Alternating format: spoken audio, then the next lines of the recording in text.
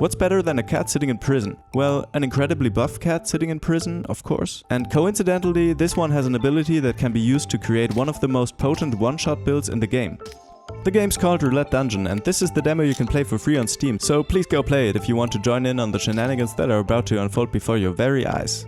So Snugglebutt's ability is called Shield of Fury, and it allows you to permanently upgrade your shields whenever you use it. But not only that, it also deals damage equal to your maximum shields. So if you couldn't already tell, we're going to use this ability over and over again. There is one problem though. The ability only recharges naturally when we complete a floor. We can also recharge it in the shop, but that does not only cost chips, but it's also not guaranteed that we even come across one on every floor. So this is where items come into play. The most important item for this build is called Dark Horse, and it gives you a 25% chance to recharge your ability whenever you land on a 1.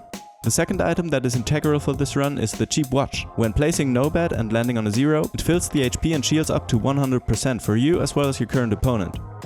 This helps us stall battles for as long as we need. So this is all we need to get our strategy rolling. We just keep no betting and spinning the wheel until our ability is charged. Once the force stop can be used, we try to aim for 1 to get a better chance to charge it. Except either our or the enemy's HP is close to 0. Then we go for 0 to reset the battle and keep the whole thing going. The key to this build is to build up enough shields to one-shot enemies as soon as possible, because they will deal a lot more damage later on, which makes building up your shields much more risky. However, this is not all. There are some ways to make things even smoother for us. If we manage to grab ourselves the broken battery, landing on 0 gives us a chance to reset the force stop instantly, which speeds up this process a lot. Also, having money pays off big time, because charging the ability in the shop costs chips. And there's also a chance that we can buy us some permanent shield upgrades. So in early game, the shack is a great item to have, because it gives us 20 chips immediately. The coupon is also very useful, reducing the cost of recharging the ability by 50%. Other useful items are any that give us some survivability. In this run I got the rubber duck, which sometimes reduces enemy damage to 50%, and the eye patch, which has a chance to completely negate enemy damage. Endless mode is where this build truly shines. Having a lot more time to build up your shields, as well as more opportunities to find items, this will eventually become an absolute monster that literally one-shots every enemy in the game. Having a huge amount of shields obviously also means that this build has some great defense too. I mean, just watch how quickly we clear an entire floor, provided we have access to a shop and the money to keep recharging our ability. But even if we don't have that luxury, we can just stall battles until we win anyways. Of course, since enemies get stronger each cycle, even this crazy overpowered cat will eventually get laid to rest, but well,